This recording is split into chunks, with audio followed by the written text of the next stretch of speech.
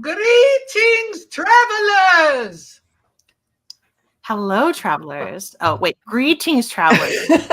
Carrie, failed my it's first greetings. It You starts had with one job. One job. No, just kidding. Well, hello, travelers. As you can see, you have the Charlie's Angels of the Erie Travels team today because Mark is still not feeling great. So, and you'll hear from all three of us. We're still in recovery, but we're better off than he is right now. So, Mark sent his amazing wife and our illustrator, Carrie, as tribute to this. So, we are going to bring you the amazing listener tales you guys have shared. So we're going to be really nice to Carrie since it's her first time being offered up as tribute. And she didn't volunteer. Her name was drawn, but there's only one female in the house, so she was a little screwed Wait, on I that. was the only name in the hat. We could have had Yes. Claudius do it. Claudius would have done it. Claudius, the great lizard. But so I'm super excited. We are so glad you're here with us. And I think the best thing is to just jump in. So I'm going to jump in. So here we Do go. it. In no particular order. And guess what? Mark's not here. So none of these have been previously read by any of us. So we'll see what happens. Greetings, travelers. Greetings. Okay. A little over a year ago, I had a very random dream which stuck with me. Shortly before awakening one afternoon, I worked the graveyard shift. I dreamt I had just woken up. And as I often do, I grabbed my phone from the nightstand to check my notifications. In the dream, I was scrolling through my feed when I began to see the news of comedian Paul Rubens had passed away, which shocked me and filled me with deep sadness.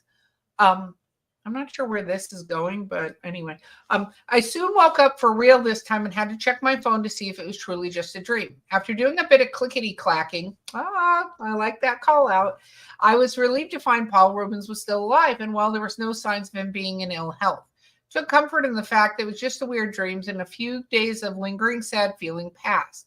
I really have no idea what I would dream something like this. So imagine my shock when a month later I woke one afternoon and checked my feed to see the news Paul Rubin had passed away. Goosebumps. Don't like that already. Okay. It was just like my dream. As many now know, he chose not to go public with his cancer, and few even knew that he was ill. I certainly had no way of knowing. I have no connection to him other than also being from the Tampa Bay area. I'd say I'm pretty average fan of the 80s kid.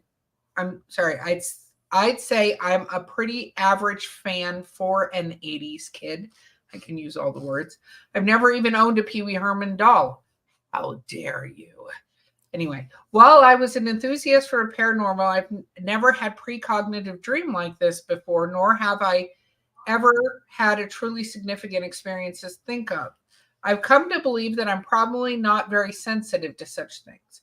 At the time of writing this, it's been 1 year since Paul Rubens' passing, and I'm still left wondering what the heck was the universe trying to tell me by giving me this precognitive dream, Daryl. Well, hello, Daryl. I don't know. So I'm going to break something that's kind of breaking news, but really sad. I don't know if you guys know this. James Earl Jones passed today. Yeah. Oh, yeah. Vader. We lost Vader. So Mufasa. it makes me incredibly, incredibly sad. Also, Field of Dreams. Love him and everything he does, Big Bang Theory. But what I would say is maybe, Daryl, maybe you were able to touch into something. I'm not sure why you got Paul Rubens. Maybe it was meant for somebody else and just directed at you, or you did a little dimension shifting, my friend, and was in a world where that had already happened. That's all I can guess, because if you normally don't have these kind of premonitions, it's kind of weird to suddenly have one. So I don't know the answer. Bo, Carrie, do you have anything else I you can mean, think of? as he said, he was a kid of the 80s, and I feel like as a kid of the late 80s myself, as I'm getting older, more people are dying that I have like grown up with. And I think you could just have a dream about somebody, like your brain will pull out random people. So I've had weird dreams about beloved childhood actors dying. So You that mean could be what it is. Mufasa? I'm Yes. I would be really upset if I had a dream about Mufasa dying. No. Well, What now about I'm you, gonna have Carrie? one. Any other thoughts? My dreams tend to be a lot more abstract or weird, so I haven't ever had anything that's really pertained to real life, other than one, but I'll tell that at another time. Oh, I cannot. Oh, we're gonna have to pull that from Miss Carrie there. But Put okay, a pin in it. Daryl. Sorry, I don't have a really good answer for you. Those are my guesses. X will be mad at me. Moving on. Carrie, why don't you take it away with the next one since you've been volunteered as tribute? All right. When I was a kid, I used to see translucent colored geometric 3D shapes out of the corner of my eye. When I turned to look at them, they'd disappear. On one occasion, one went through or into a wall. I didn't see if it came out the other side. I think that's meant to be it. It was shaped like a gas water heater, a tall rectangular shape with a pointed top. On one occasion at a school camp, I saw a flat cylinder like a wheel in a rough shape rolling along about a foot off the ground. You could see right through it. It was green or blue. To this day, I have no idea if it was some kind of phenomena or just a hallucination brought on by what, I don't know. I was barely 8 the first time and 12 the last time I saw these things. But I definitely saw something, and it wasn't just an overactive imagination. Max. Wow. Like, Thanks, geometric is really unusual. Yeah, wow. So I have a theory, as many of you travelers have heard, that kids can sometimes, I feel like I'm a firm believer in reincarnation. I'm going to preface with that, right? So I believe in reincarnation. I'm not sure how it works, but I believe in that. I'm kind of wondering if whatever switches were supposed to be flipped for you did not get flipped until you were older, because it sounds like you were seeing maybe the Matrix going past us. We've had so many other travelers that have gone through situations where it looks like the world didn't reset to the correct thing, and it was just like the loading screens. I'm wondering if you were seeing a loading screen, huh? What do It you makes thought? me wonder, were they like corporeal in any way? Like, could he have reached out and touched them? I don't know, Like, but I don't or know were that they that would just? be a good plan. Like that's our automatic plan, but I don't know. I would. That would be my plan. I want to touch it. I don't know. I'd touch it. It sounds like if it's like one of those, it's only to the side, but if you're turning, like if you're trying to touch it, you'd probably want to focus on it and it would be gone because it's only in the peripheral vision. Yeah. So, Yeah, no, it's true. It's true. Max, I think that's a badass power to have. I'm sorry you don't have it anymore, but that would be my guess, is that you could see things because you weren't told you couldn't see them. So, Geometry powers. yes, I love that. I love yeah, it. I guess maybe we just stop perceiving things that tend to be a distraction to living our lives for the most part. That could be. That like makes sense. Adulting is freaking hard. That's Yes. what I'm gonna say. Bo, are you up for one? Are you good or Well, I want to read it because it's about Mothman. So we'll see how okay? it goes. Heck yeah. Okay. I've just watched the Unsolved Mysteries episode on the Mothman. Myself and my twin sister Laura were in our bedroom one evening playing, and I remember the moon being extremely bright. We were back and forth looking out our bedroom window, looking at the moon. And then when we went to look out again, we saw these bright red eyes looking straight at myself and my sister. We screamed and felt scared and closed the curtains. We ran downstairs and told our mom, and she came upstairs to look for herself, and unfortunately it was gone. Our mom didn't believe us and thought it was our imagination. All I know is that my sister and I were in primary school from a young age, and now, age 36, we still remember what we both saw. We lived in the countryside in Little Brixton, Essex, in the UK at that time. This gives me comfort knowing we aren't alone and others have seen it. From Lucy. Oh, Lucy. Hey, shout out over the pond, Lucy. Yay! Yeah. Well, I didn't know Mothman was hanging out over there. Here's the thing. International traveler. Yeah, I was gonna say, to think whatever this is a lone solitary creature, I think is where we get in making mistakes, right? because much like Bigfoot, and that's what the people who originally saw it, but now new people are seeing something that's slightly different. And I don't know if it's not something masquerading, because the Fae are an interesting bunch. So they could have gone, what's really scaring the crap out of humans?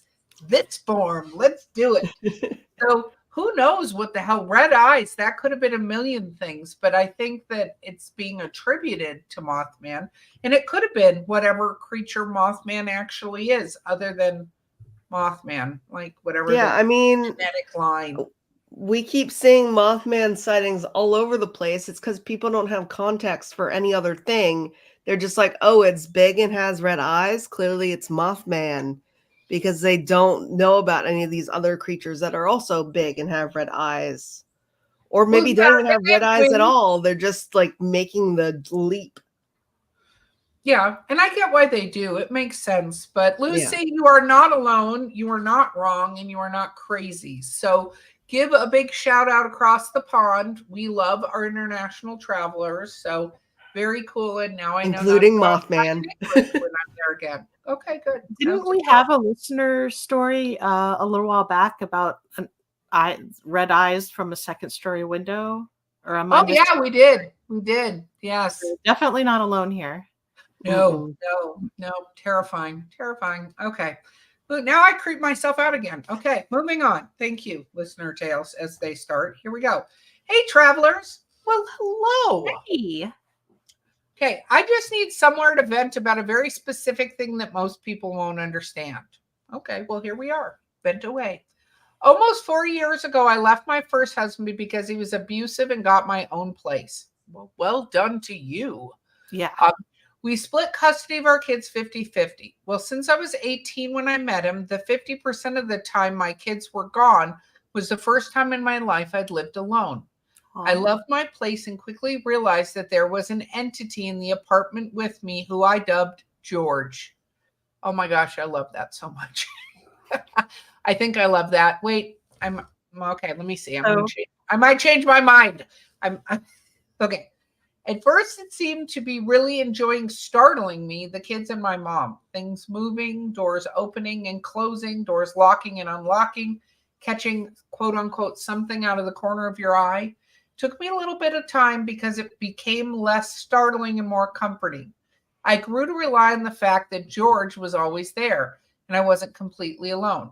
George stopped startling my kids and mom when she would visit. I still talk to George regularly, and it still does small things to remind me it's here, especially when I'm stressed out or sad.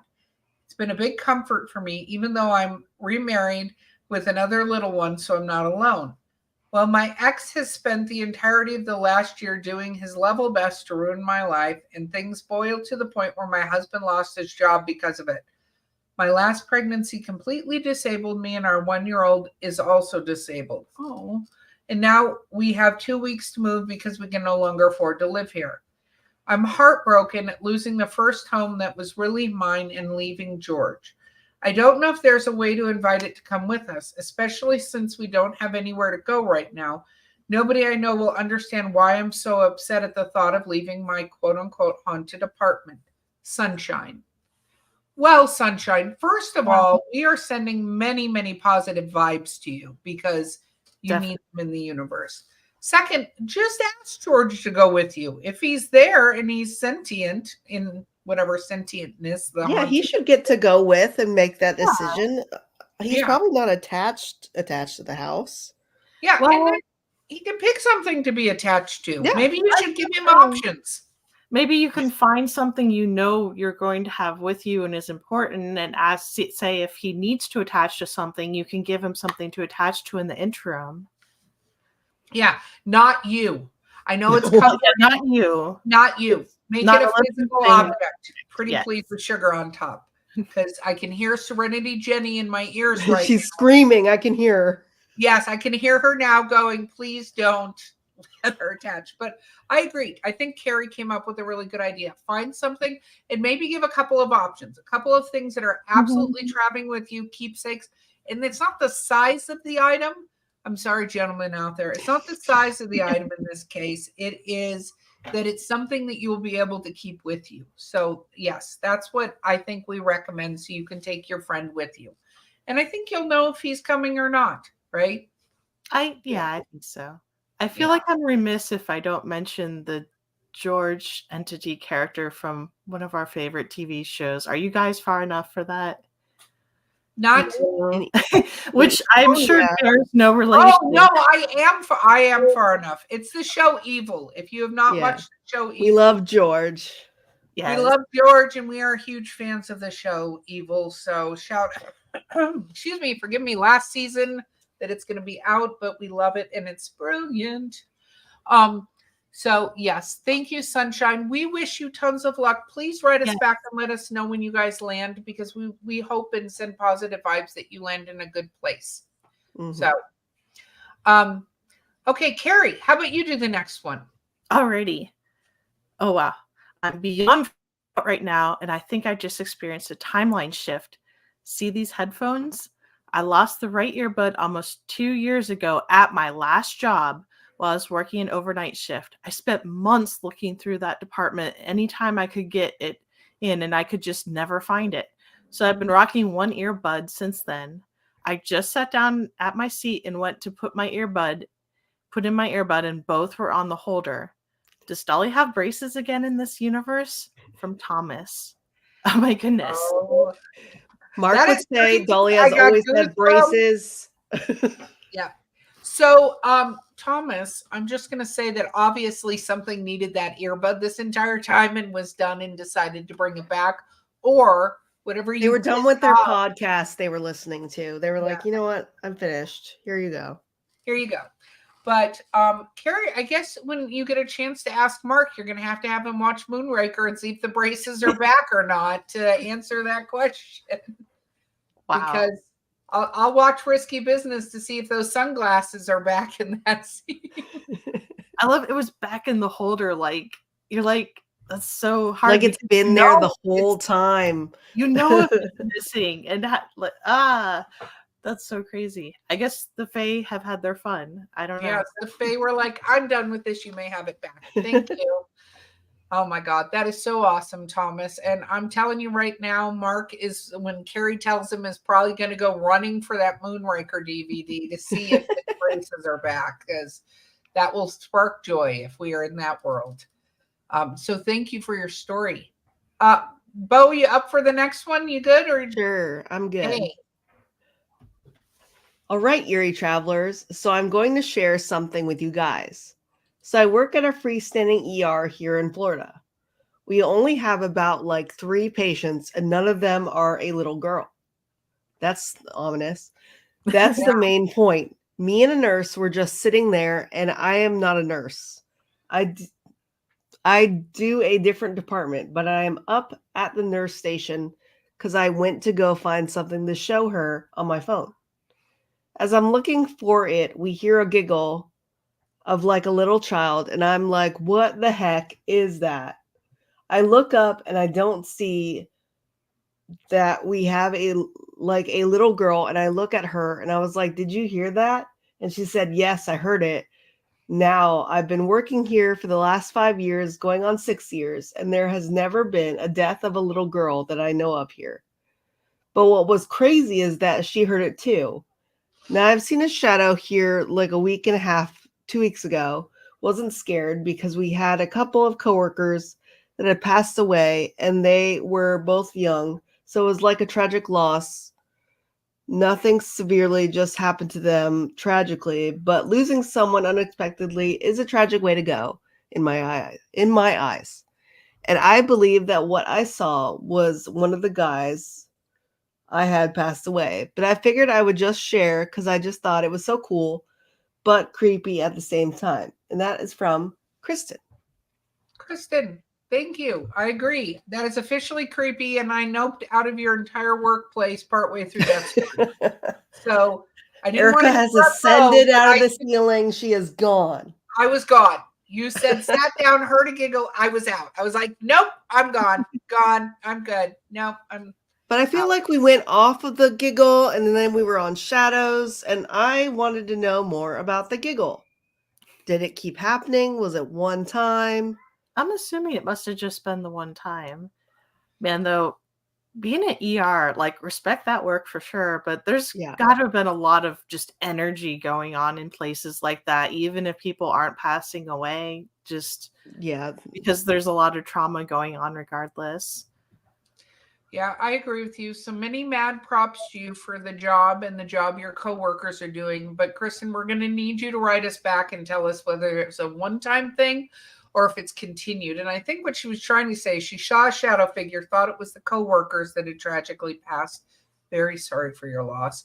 But now she thinks maybe it was whatever this giggling little girl. I don't like the giggling little children that are not alive. I love them when they're alive. No. It's one of my favorite sounds. My granddaughter was just here. Love that laugh. If I heard that laugh right now while she's not in my house, I would have to burn it to the ground. Yep, you're welcome. Thank you. So Erica would run down the mountain I would. without shoes on. She would just go. I would. You know me. Erica would end up at Bo's house because she ain't coming Yeah. here.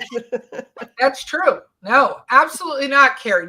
No. No, I don't think there's any ghosts at my house, so you can totally come. Okay, well, I'll come crash there at your house because that sounds a lot safer. But Kristen, we hope that whatever this is a friendly entity, and keep us updated, please. Yeah. Okay. This even starts with okay. Here we go. Okay, so I don't normally share any of my experiences, but tonight has been a bit odd. A light came on by itself, happens once in a while, then goes back off shortly after. No, see, I'm already out. I'm already done with this place, wherever this is. I go into the dining room and turn on the light and go to the stairs and just watch and listen for a few.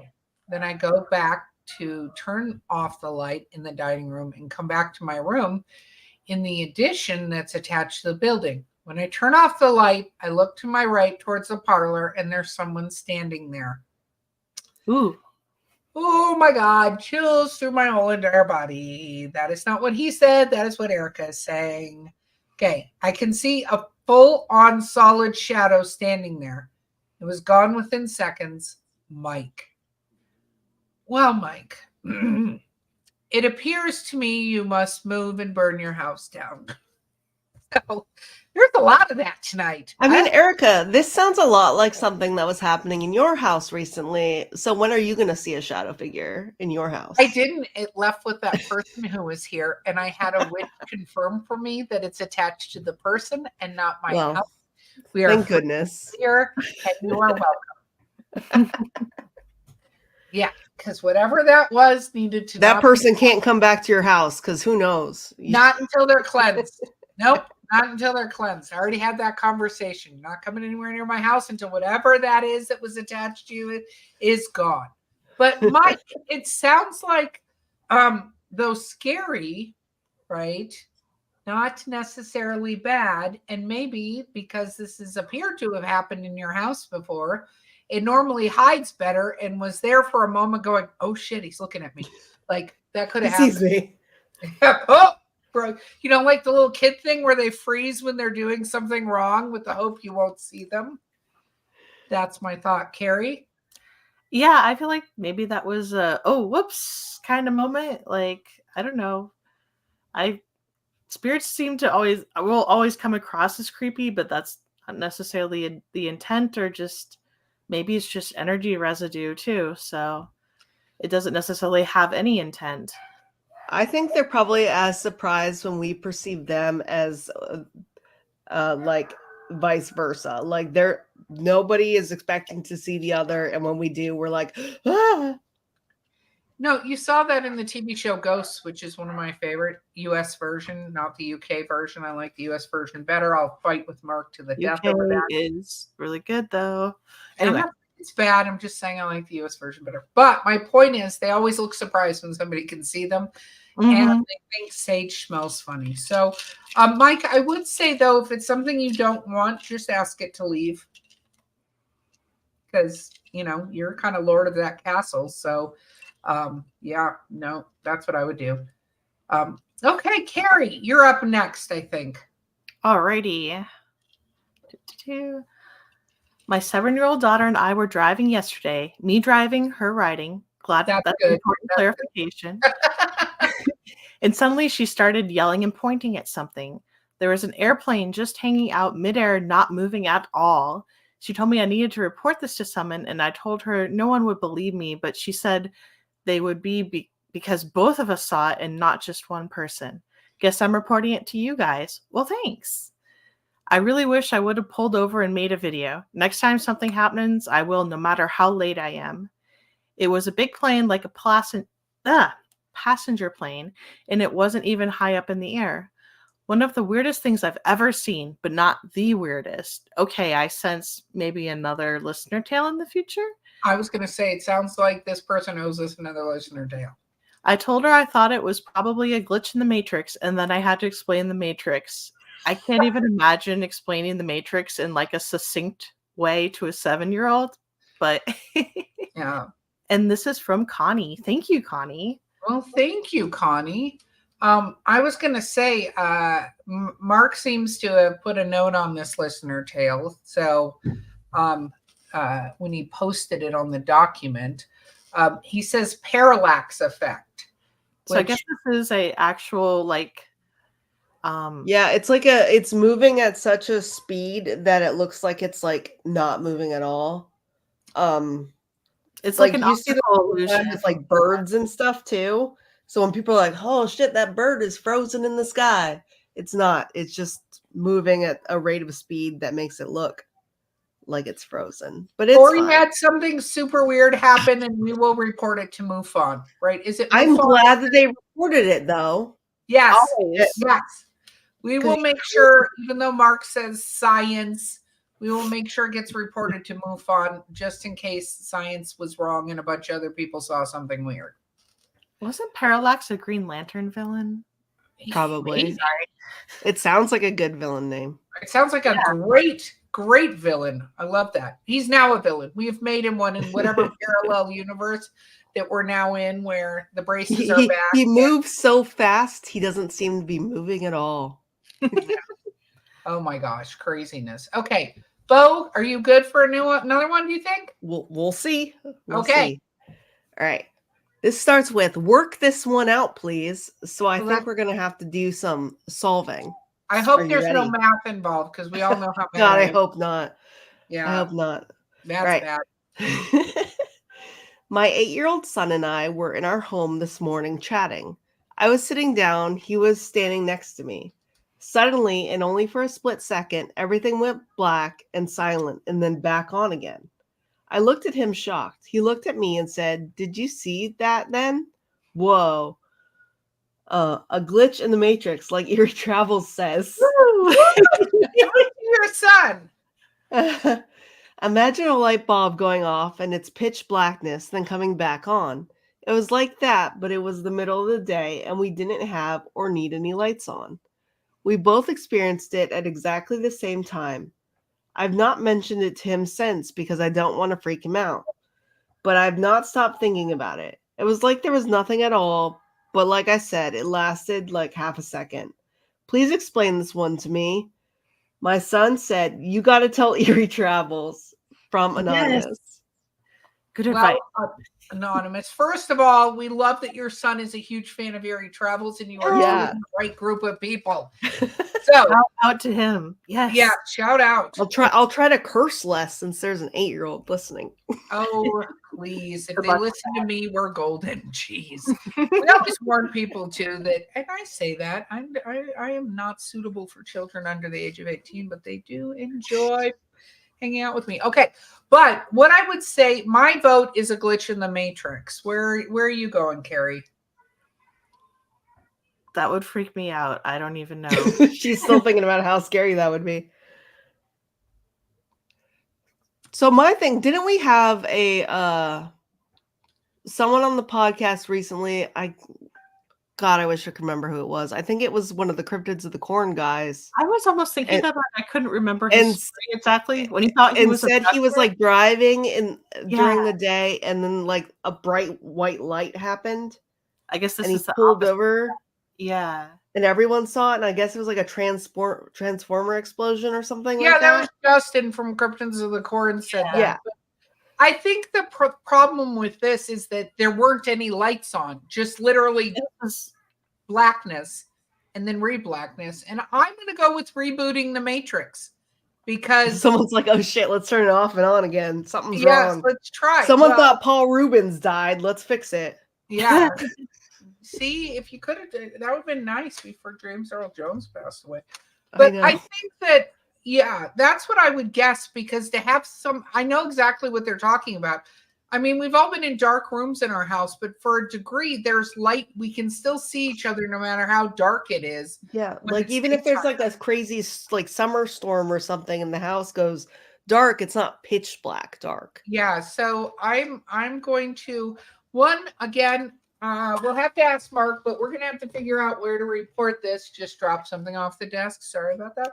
And so we'll have to figure out where to report this. But secondarily, yeah, that is a little bit freaky. And you'll just have to let us know if it happens again, because then there might be something else we need to look into, because it's either something environmentally happening or something physically to both. But to have it happen to both of you, see, that's where my weirdness goes in. Like, momentary blindness. Yeah, it either has to be something weird or environmental because it's affected both of them and they both experienced it.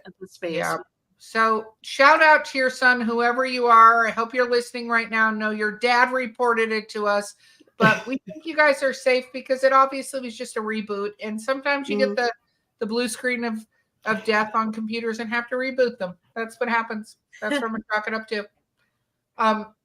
Who just went? Was that you, Bo? That was me. Okay, I'm gonna go then. Here we go. Hello. Hey. Hello. Hey. Okay, I've been listening for a while now, and I love your show. Well, thank you. We met at Scarefest last year, and I've been hooked since. Oh, yay! We're gonna be at Scarefest this year. Here's my first of many stories. Ooh. I live in Central Kentucky, and I was a teenager and in a heavy metal band. First of all, I love everything you just said there. We liked taking pictures of ourselves in the cemetery and did it a lot. Hell yeah. None of us thought about ghosts, but we remained respectful and paid our respects to any grave we took photos around. That's how you do it. What? That's how you should do it. Be respectful. Yep. Let them know, because otherwise you get some of them attachments if you're not careful. Okay. We found the mausoleum for just one family. We talked about photos around it and agreed to take a few pictures in front of it. I immediately got a weird feeling about it. When our friends looked at the camera, he went pale. There was some sort of blue energy coming from the mausoleum and formed a ball right over my left shoulder. I immediately knew what it was. I took it as the family either wanting to be in the picture or way of them to telling us not to take pictures there. My friends wanted to try and recreate it, but I refused out of respect. Anyway, that's the first of many to come. Hope to see you at Scarefest, Alexander. Well, Alexander, 1, got the goosebumps back. 2, we can't wait to see you at Scarefest. That's a priority. Scarefest. And 3, I'm going to go with they didn't want you there because of your feeling. That's how I always do it. If you get a bad feeling about anything, stop. Because that, whether it's your internal lizard brain or your whatever, it's something telling you that what you're doing is a terrible idea. So yeah, that is my thoughts, but well done on paying respects. Carrie, thoughts? I love taking pictures in cemeteries. They're really cool. As Mark will say, I'm usually the one off to the side taking pictures of butterflies when everyone else has like the spooky experience. I don't know, like, I know so many cemeteries are haunted, but I'm like, why do ghosts want to hang out in cemeteries so much? That's not where they died. I know a lot of them are buried there, but I mean, Carrie, you're a lodestone for the most part. So I feel like you're not the right person. I should have asked that question. I regret it now. I'm going to take it back and ask it to Bo. I mean, I love a cemetery, and I was that goth kid who was taking photos in cemeteries. But if you have a bad vibe, I think it's always important to listen to it in any situation, like not just a cemetery situation, but in all aspects of your life. So yeah, I think it was a good idea not to continue taking pictures right there. And I'm glad you kind of moved on. Agreed. So thank you, Alexander, and we'll see you at Scarefest. Can't wait. I think it's most of the crew. Anyway, we'll see. Okay. Carrie, wow, just lost my voice for 1 second. Another glitch. You want to do the next one? Yes, definitely. So this morning, my husband told me that he woke up last night from something touching his lower abdomen. This Nope. is what you Nope. gave it to me, isn't it? Oh no. He said he said he thought it was me, so he didn't freak out right away. Yeah. It was leaning over me and touching him. When he looked into its face, it stood up. Wow. The face of it was like no. Why is it being so intimate? Yes, nope, too freaky. Nope. Okay, keep going. I'm gonna be quiet. I'm gonna try. The face of it was like shimmering. Then it turned and slipped through a small crack in our door. He said it looked 2D or something. The shape itself was all black and the outline of it was moving. What on earth could this be? I sometimes see things when I go back into our baby's room in the middle of the night too. I'm hoping it's not something bad. This kind of reminds me of what I would see when I had sleep paralysis, but he did not say he was paralyzed. So I have no idea if this thing is bad or real. From Gina. Okay, Gina. I feel like we had a story just like this at one point, and it had this shimmering face. Yeah, I remember the shimmering from someone else too. So let me I can refresh you guys on that. That did not end well. That thing was not a nice thing. So Gina, I would just do a little protectionness around your house. Go to the metaphysical shop. There are crystals for protection. Put one in your baby's room. Whatever this is, that is way too intimate. That is way too touchy-feely. No. You do not get to touch my abdomen without permission. No. There's consent, ghosty poos. Consent. And not even her abdomen, her husband's abdomen, while leaning over her. Yeah, super. Oh my God, so many. Okay, since again, crossing boundaries. They didn't say they were into that. Yes, I would do that. There is a lot of people who see spirits that have seen different kind of spirits that say the not recognizable face, the shimmery face, where you can't really discern features. But this has also been linked to a couple other things. So Gina, go to your metaphysical shop. That's what I would do. If you would like us to, we can contact a couple people that you can reach out to, such as Serenity Jenny and things like that, who might be able to discern exactly what this is. But nope. This gets a big NOPE exclamation point from Erica. Other thoughts, Carrie, that you have on this other than not wanting one of those in your house? Yeah, I think I would pass on wanting to see that. I mean, it sounds kind of curious, but it's so hard to know what the intent of the thing is. I would think, I guess, especially with having a baby, you'd rather ask it to leave and leave you alone rather than take any risks associated. But at the same time, you don't want to agitate it. I don't know. Yeah, well, one of the things, I don't know if you shared this comment, but Gordon just said 2D is like a hide behind in Gravity Falls. Yes. Do not love that at all. You know what I realized? We were supposed to take a break a little while ago. And we fine, I'll put it in later. Okay, good. Okay. So pick a good spot, Bo. I don't like the hide behind idea either. So I want to move on to the next story because I don't like any of this. Bo, take it away. Okay. I saw my first Bigfoot 2 years ago while bass fishing. I looked up and it was walking through the pine trees. It was about 6 feet tall and brown in color. 8. No, 8. Oh, 8 feet. That's an important distinction. Yes, 8 feet makes much more sense. Yes. Tall, not normal sized, and brown in color. I don't think it saw me, but I just said, wow. When I thought about filming it, it was gone. Later that year at the county fair, the FWC, the Florida Wildlife, had a tent, and I went in and showed the officers some pictures of footprints that I had taken and where it was. The area was opened up to the public. I went out to I keep wanting to say bass fish. I went out to bass fish 2 days later, and they had opened up the locks and flooded the area. Believe me, Bigfoot is real. It's really suspicious that they flooded it after he Edward, said that. Yeah. thank you. I was so distracted by what had happened. I forgot to say your Yes. name, Edward. Hey, we had another Florida story earlier. So yay, Florida people. But I agree with you. And so that is not the first time we have heard from people who interact with Bigfoot that if you tell the parks department and you report it, suddenly they have a burn fire in the area, or they flood the area, or it's suddenly locked off and people aren't allowed there. So yes, I agree with you. Bigfoot is real. I appreciate that you went to them because I could see why that makes sense to you. But I would Maybe the BRFRO next time instead of I was gonna say, or Bigfoot, or Skunk Ape headquarters, or Expedition Bigfoot, BRFO, BFRO. I can send you to Jordan. Anabas is on here right now, and she's hearing me, and I'm feeling not great about how I just said that. But yes, so I would report it there. But Edward, we agree with you completely. It is real. Okay. I sympathize with the just being like, wow, when you see it. Like nothing, no getting your phone, no nothing. I would totally. I mean, that's what we keep hearing, right? People being they don't even think about it because they're like so like, wow.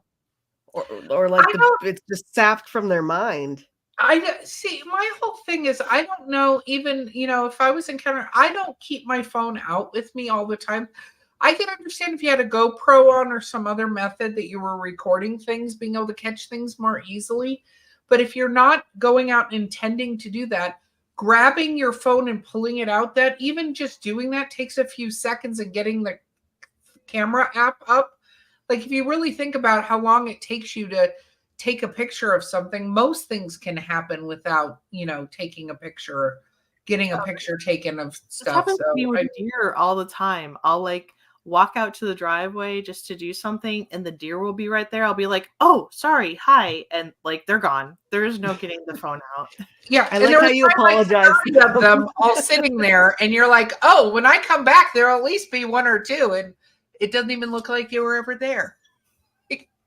Yeah. And things do not just wait to have pictures taken of them. Much like toddlers, they don't keep doing the cute thing when you pull out the camera. They stop. That's true. They start screaming and throwing things. Okay, not really. I love toddlers. Okay, here we go. They do. That's exactly what they do. Yes, it's true. Okay, greetings, travelers. Greetings. I just wanted to share. I feel like this is going to go somewhere bad by saying that, so I'm preparing myself. Okay, where me and my husband live is haunted. Yep, went bad. Okay. We live in a huge apartment building and we live on the second floor. At night, you can hear footsteps, and then you also hear like someone is running up and down the hallways. Sometimes it goes on all night long. Well, one night, the running sounds kept on and on. So I walked outside our front door to see who kept running up and down the hallways, and there was no one in sight, but I could still hear the running sounds and heard little kids' voices, but didn't see any kids at all. I don't like that at all. No. They have emojis after this. You have to do the emojis, Erica. like this and this and then I hope everybody enjoyed that recreation. That's the emoji. How I looked when you were reading it. Like this? Yes. No, this is how I'm looking, even thinking about it.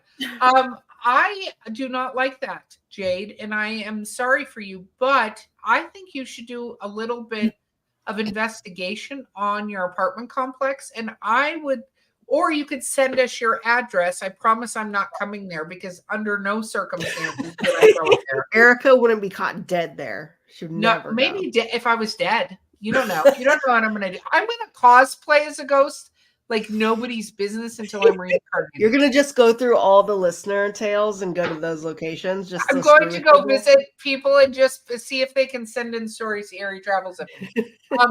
No, I was going to say I would love your address so we can do a little clickety-clack research to see if something happened near there to maybe help like with what that is. But hey, at least they're playing. It's just maybe tell them they need to play during the daytime because maybe they don't realize what time it is. That's my thought. Like, people are sleeping. You got to tone it down. Yes, you do. Play ball Like during the most day. children, you have to go, it's not nighttime now. That's a second floor theme, because it's not like they're running above them, because they're on the second floor. So yeah, it sounds like they're running on the hallway. That's what I'm saying. Like, yeah, it's creepy crazy. Okay, so Carrie, all radio. All right, I've been following the UAP developments for 4 or 5 years now. Only ever come across a couple of fellow travelers in that time. Don't get to talk to anyone about it much. When my dad passed away a few weeks ago, I'm sorry to hear that, I came into possession of most of his stuff, and imagine my surprise when I found these 5 books in amongst his unopened Deadliest Catch box sets. When I mentioned it to my mom, she said that he was sure he'd encounter a UFO in Wales in the late 60s. Wow. He had never mentioned anything about it, and I had never seen these books in his shelves. Yes, all this time I sat with him as he faded away, trying to think of things to talk about. We could have been talking about Grush. I'm sorry, I can't even. Grush, I think that's right. Yeah. And Elizondo, Fravor, and Graves. The stigmatism of the topic worked well on his generation. He hid it from everyone for 60 years. From Phil. Okay, wow, whale sightings. This is really interesting. Well, Phil, much of our positive vibes, we're sorry for the loss of your dad. So, but, Mark put another note on this one. A wave of sightings in Wales in 1977 dubbed the area the Dyfed Triangle, cigar-shaped craft with some domes. And then Mark, of course, said he wants research. Wants us to research that, which makes me laugh. So that means, Bo, you have to research. I was going to say, I guess I'll write it down. Thanks, Mark. Clack that. And yeah, no, it's true about the stigma of talking about any of these things, because how many listener stories have we had so far where people say that they think, well, hi, Rick. I see you say, I made it. I love what you've done with your hair. Hi, Rick. Carrie is the artist formerly known as Mark. Yes, we're going to make it a symbol like Prince.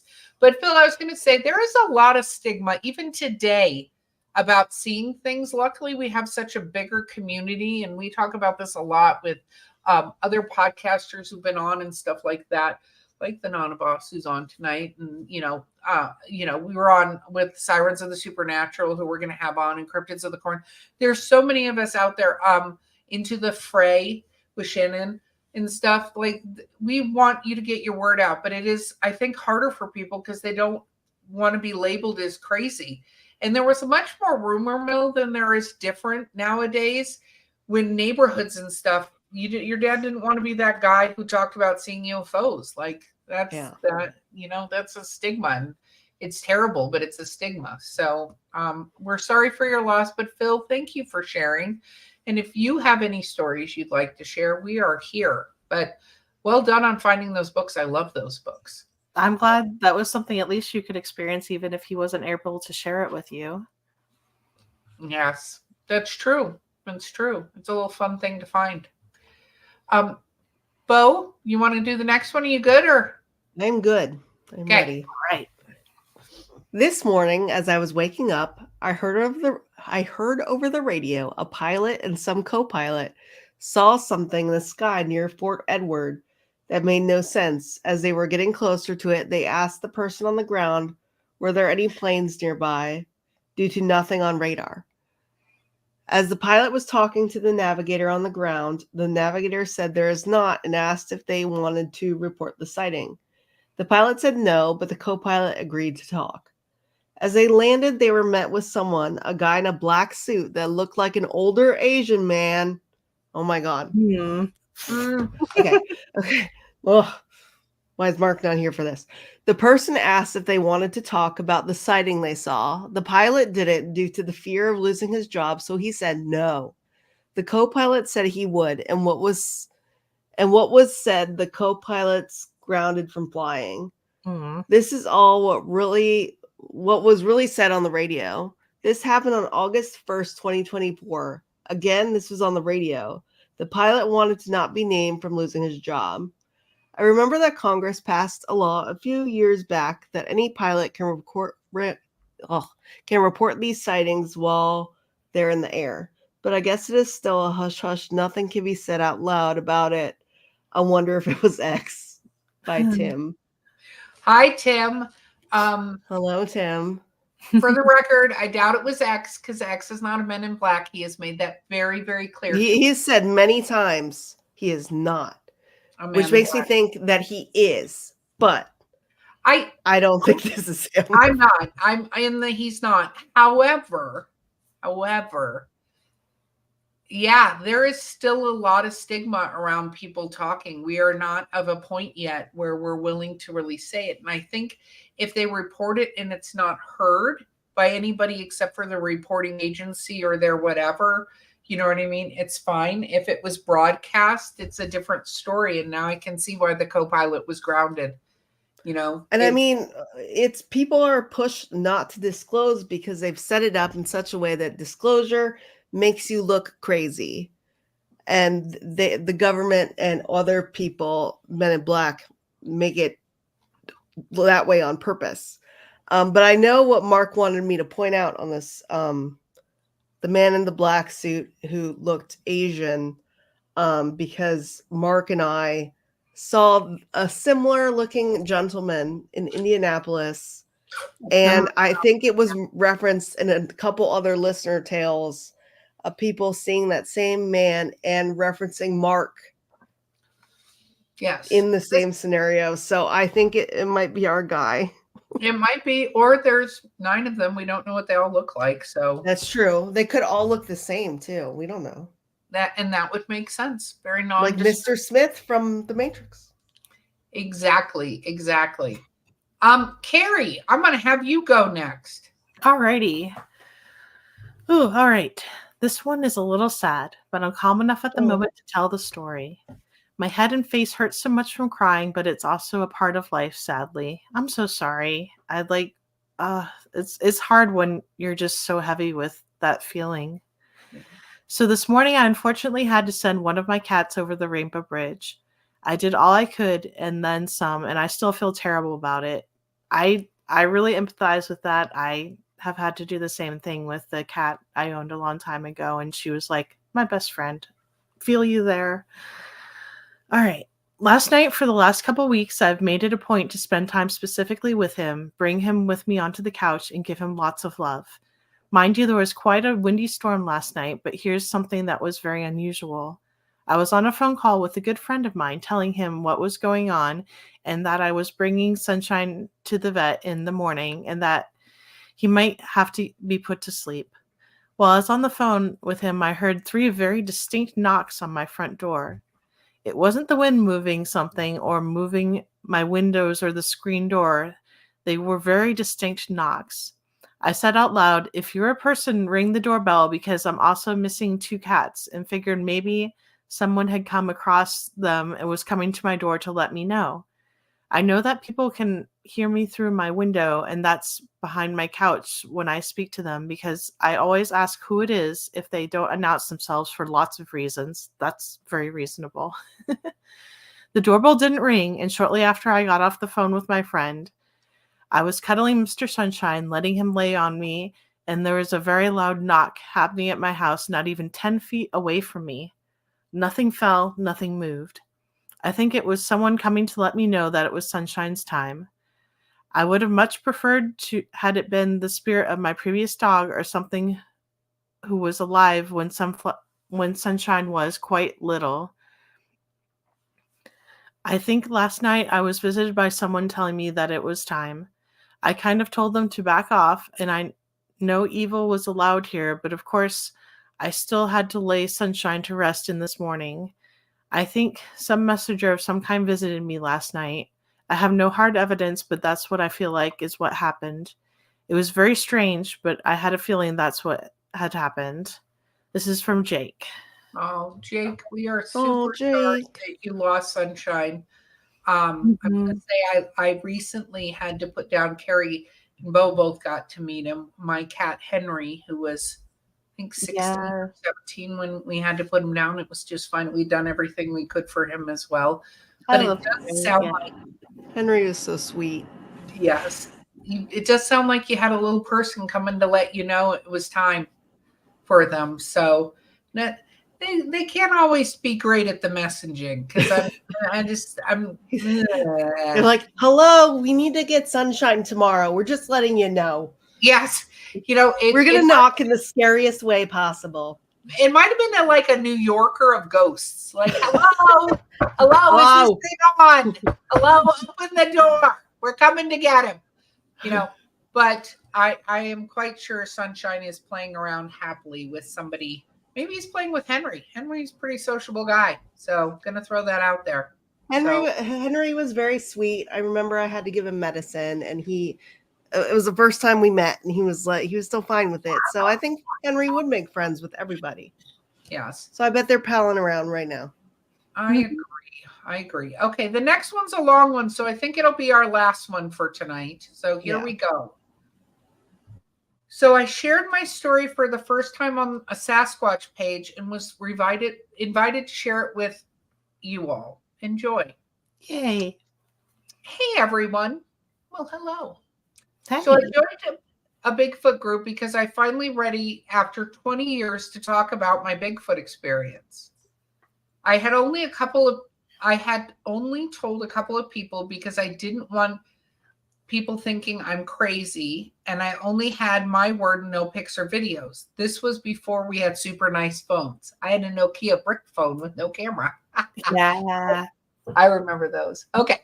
In this experience, I had my roommate, his girlfriend, and another friend of ours. I reached out to them, and they would like to stay anonymous. I'm going to use different names for them while telling the story, which is totally okay. Okay. In August 2005, Josh, my roommate, Jennifer, his girlfriend, and Tom, a friend of ours, decided to go on a river float on Blackwater River in Milton, Florida. Yay, Florida story. I've never heard of Blackwater River. That sounds terrible. But it's fine. Okay. I was going to say, that sounds ominous. Up. Yeah, well, it's a Bigfoot story, so skunk ape story. But anyway, okay, here we go. Before this experience, we floated this river over a dozen times and had no negative experiences. Well, that's good. This time we decided to do a 2-day river float. So we parked a car way past the normal location of entry and went up the river several miles where no one lived. Blackwater River is located in the Panhandle near Pensacola and is a very unique experience. Thank you for telling us where. Yes, because I was like, not always clickety clack that because I have no idea where that is. Okay. Blackwater River is a beautiful white beaches and brown clear water. Brown clear water? Maybe brown bottomed. Maybe brown. Okay, because I was like, brown water does not. I've seen The Simpsons. That sounds terrible. Okay. No. Our intent was to float down until sun started setting and make camp on one of the beaches on the river. We loaded up a canoe with our gear and jumped in our inner tubes and started floating. About an hour into our float, we started to hear what we can only describe as a man-bear-like yell, but it was very far off. We made a couple of jokes about it, but paid no attention to it. In the area, there are several animals like boar, bobcats, bears that frequent the area, so not a big deal to us. After about 6 or 7 hours of floating, we were ready to make camp and drink some beers. At this point, I was growing more concerned about the screaming noise because of the fact it would stop screaming for like 30 minutes from time to time, seemed to get closer while we floated. Yeah, no, that sounds terrible. I'm not even done with this story, and this sounds terrible already. Okay. We found a big beach where it looked as if someone else had camped there at one time, and there was an old campfire and some old beer cans in the sand. After setting up our tents, we went to the woods to find some firewood and noticed 4 trees in close proximity to each other had skinny trees stacked up in them laying sideways, making a wall that was blocking the path going into the woods. That's not good. Can we see Blair Witch? Because that's what I'm thinking right now. Okay.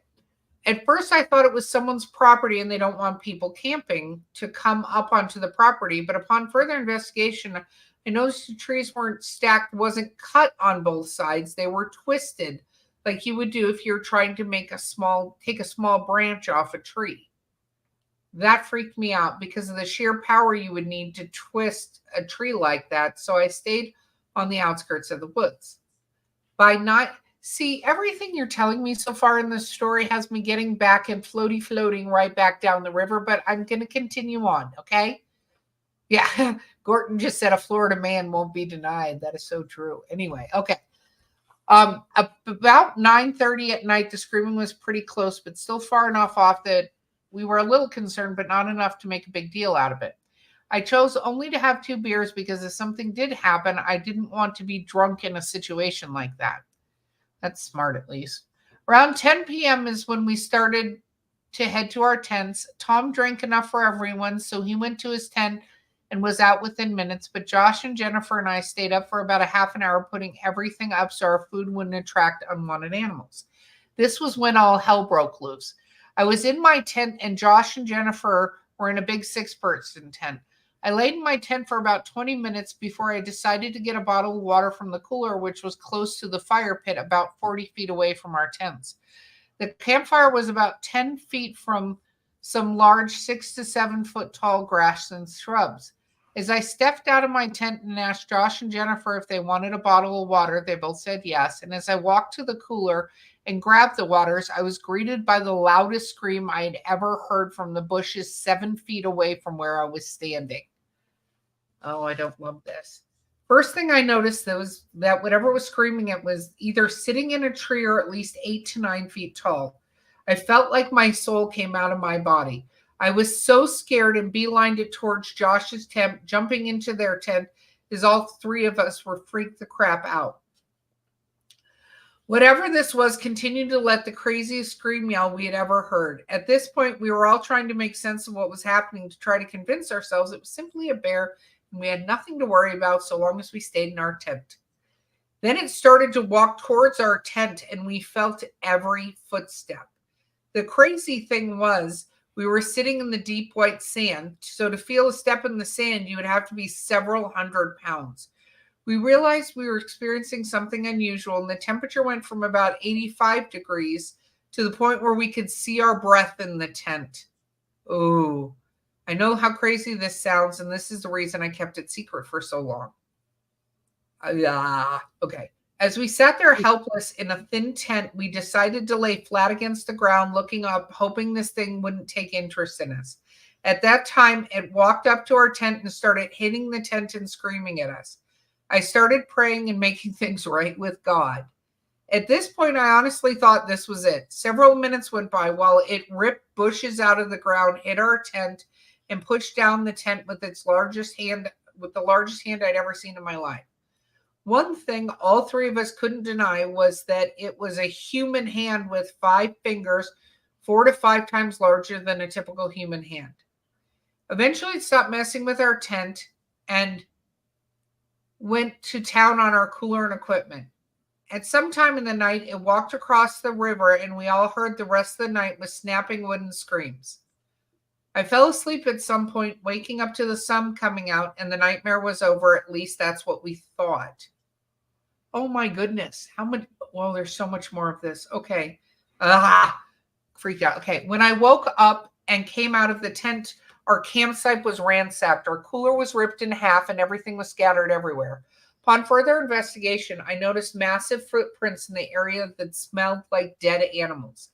I followed the footprints out to the water. Then I remembered the thing went across the river, so I grabbed the canoe to check it out and was about to get in the canoe when Tom woke up and came out of his tent noticing the site ransacked, and he asked me what happened.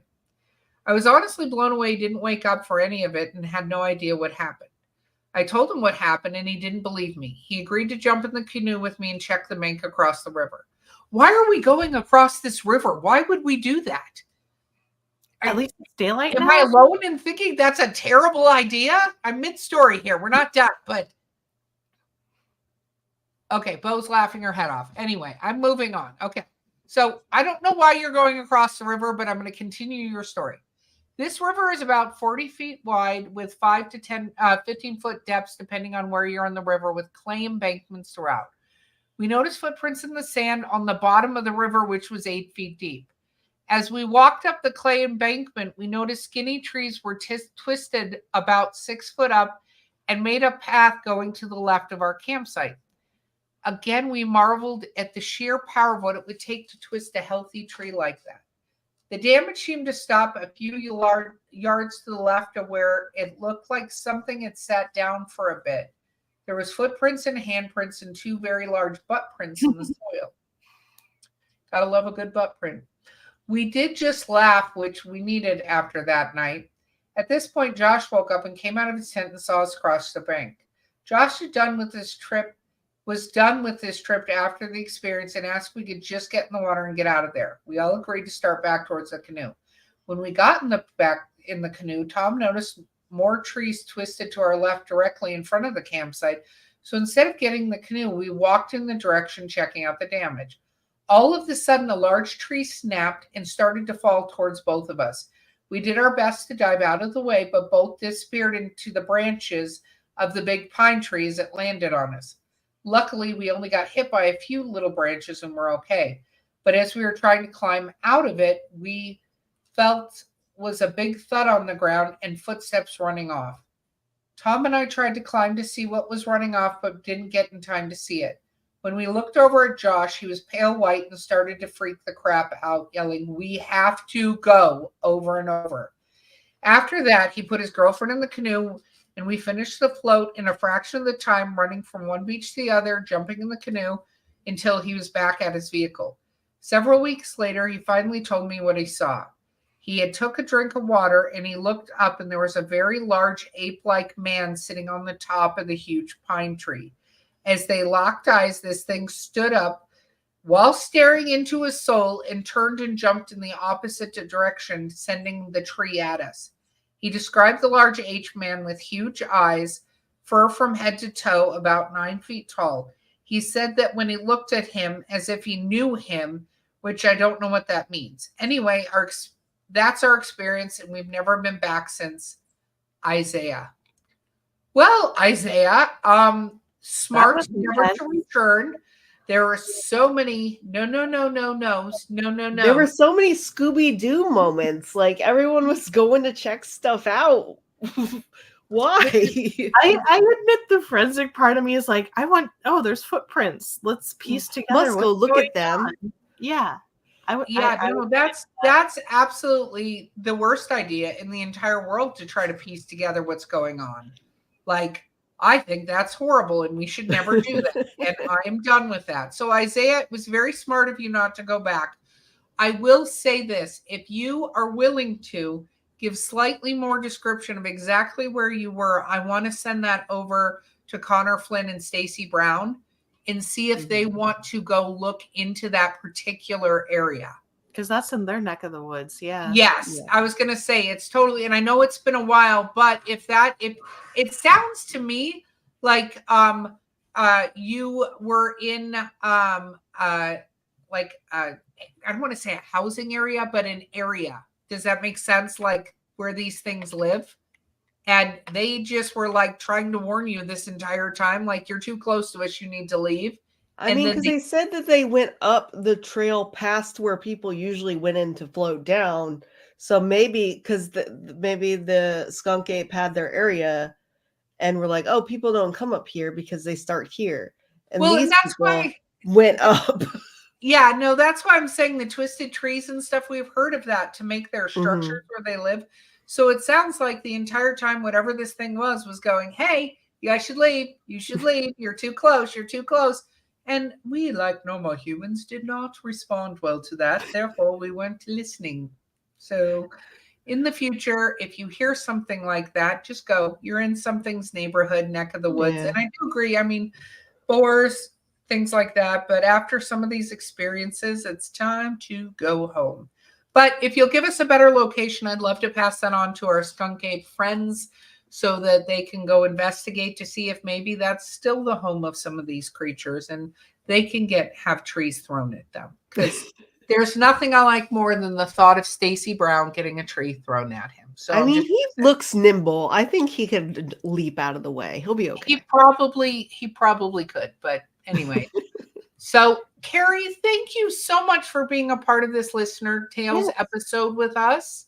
Thank you for humoring me being here and getting better at reading because I'm not the best, but You were You did perfect. great. Always. Bo's forgetting people's entire names. It's fine. It's okay. We're It's not whatever. perfect. I want to not add paying- on because not I'm paying dense. victims. I just noticed the Jake story about Mr. Sunshine is Jake who is in chat, Yep. not just in not. Okay, I'm sorry, I was dense, but hey, thank you, Jake, and we do hope we get to read more of your stories because he said he has added some more. Yes, So we'll have to definitely check that out. But so with all that said, travelers, thank you so much for joining us for another live episode of Eerie Travels. We really appreciate it from the Charlie's Angels of Eerie Travels. That was my really bad impression of that song. It was great. Yes. okay. And go ahead, Carrie. Wait, what am I doing? Oh, I thought you were making fun of my Charlie's Angels impersonation. I couldn't even think of anything clever enough yet. I Okay. need to drink more coffee. That's okay. We'll get you more coffee. It's nighttime. It is literally 8:12 p.m. and Carrie's gonna get some coffee. Yeah, it's okay. She stays up all night to talk to the ghosts in the house, so it's fine. True. So with that said, travelers, thanks for our sponsors. Thank you all. We hope to see you in an upcoming event. You can check us out at eerietravels.com and you can see all the events we're going to be at and come visit with us. We would appreciate that. And because Mark's not here, I'm going to leave you with this. If something comes knocking or screaming at you, going bump in the night, or feeling your abdomen, do what Erica would do and burn the entire place down. And with that, travelers, we will see you on the other side. And we're out. And we're out.